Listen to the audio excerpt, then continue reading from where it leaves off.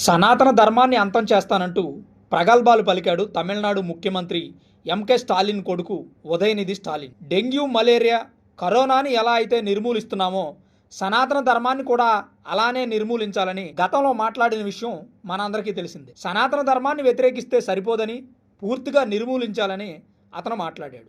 అయితే రీసెంట్గా ఎంకే స్టాలిన్ మరియు అతని భార్య ఓ పూజా కార్యక్రమంలో పాల్గొన్న వీడియోలు బయటకు వస్తున్నాయి. అలాగే వాళ్ళ ఫ్యామిలీ గుడిలోకి వెళ్ళిన వీడియోస్ కూడా బయటపడ్డాయి.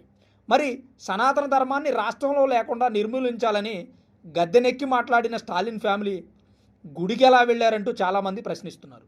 ఇంట్లోనే సనాతన ధర్మాన్ని నిర్మూలించలేని నువ్వు రాష్ట్రంలో సనాతన ధర్మాన్ని ఎలా నిర్మూలిస్తావు? మనిషి మూలాల్లో పేరుకుపోయిన సనాతన ధర్మాన్ని అవమానించడం, నిర్మూలిస్తానని చెప్పి డాప్సరీ మాటలు మాట్లాడడం ఓట్లు కోసమే అని చెప్పి చాలామంది విమర్శిస్తున్నారు.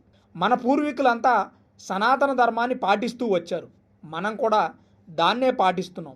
అలాంటి సనాతన ధర్మాన్ని అవమానించడం ఎంతవరకు సమంజసం? ఇది కేవలం సనాతన ధర్మాన్ని వ్యతిరేకించే వారి ఓట్లను కూడా రాబట్టుకునే ప్లాన్ అనుకోవచ్చు. మరి ఉదయనిధి స్టాలిన్ మీద మీ అభిప్రాయం ఏంటో కామెంట్ రూపంలో తెలియజేయండి.